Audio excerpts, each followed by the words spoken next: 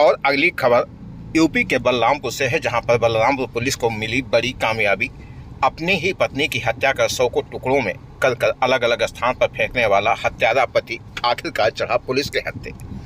Balrampur police को बड़ी कामयाबी हाथ लगी है, जहां अपने ही पत्नी की हत्या करने वाले पति को पुलिस ने गिरफ्तार कर जेल भेज दिया है। आपको बता दें, बीते 6 अगस्त को थाना कोतवाली देहात के कमरिहवा गांव में एक महिला का शव टुकड़ों में बरामद हुआ था, जहां 2 बोरियों में मिले 100 के टुकड़े को पुलिस ने बरामद किया था। इसके पश्चात इसकी छानबीन शुरू की। कोई सुराग न मिलने के कारण पुलिस को कड़ी मशक्कत करनी पड़ी। विभिन्न स्थानों पर छानबीन करते हुए पुलिस को जानकारी प्राप्त हुई कि गोंडा के रानी बाजार निवासी पति शंकर दयाल गुप्ता ने अपनी ही पत्नी नीतू पांडे की हत्या कर 1 अगस्त को कर दी थी।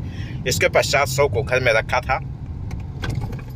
3 अगस्त को उसने शव के एक टुकड़े को अयोध्या सरयू नदी के पुल से सरयू नदी में फेंक दिया और उसके बाद सिलसिलेवार तरीके से 6 अगस्त को बलरामपुर के कोतवाली देहात इलाके क्षेत्र में पुनः कुछ अंगों को फेंका और 8 अगस्त को पुनः सरयू नदी में बचे हुए शव के अंग को फेंक कर गोंडा के रेलवे पार्किंग में अपनी बाइक खड़ी करके लखनऊ फरार हो गया।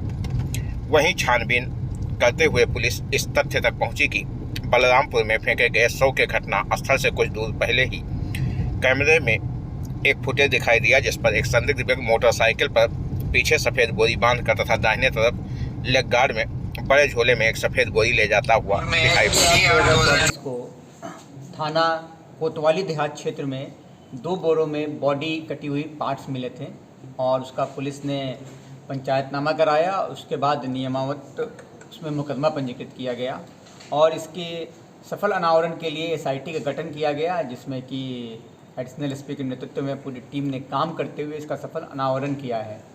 यहाँ पे बॉडी भी अज्ञात थी और कातिल भी अज्ञात था। इसका हम लोग सर्विलांस के माध्यम से, CCTV के माध्यम से और लोकल मुखबिरों के माध्यम से हम लोग अभियुक्त तक पहुँचे और जब पहुँचे तो मालूम ये चला कि अभियुक्त ने अपनी पत्नी की हत्या की थी। दोनों में बनती नहीं थी और पत्नी पैसे का डिमांड किया करती थी।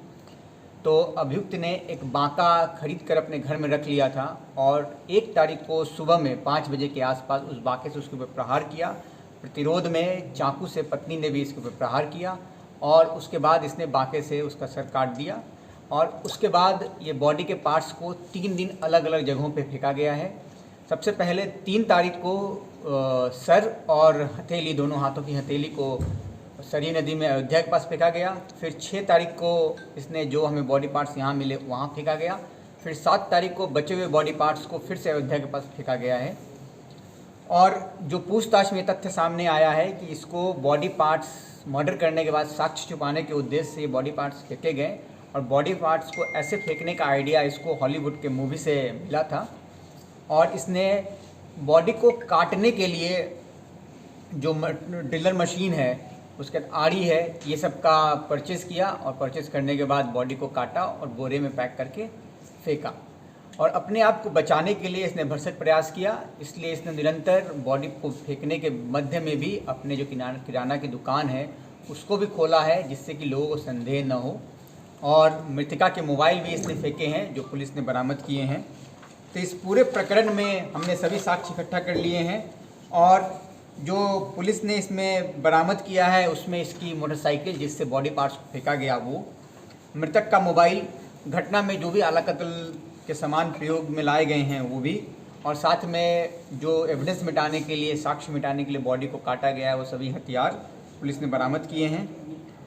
और इस कार्य को करने में पूरी पुलिस टीम ने काफ़ी अच्छा मेहनत किया है और इसके लिए मैं पूरी पुलिस टीम को 25,000 रुपये के इनाम की घोषणा करता हूं और पुलिस टीम को और बड़े इनाम के लिए मैं संस्तुति करके उच्च अधिकारियों को प्रेषित करूंगा।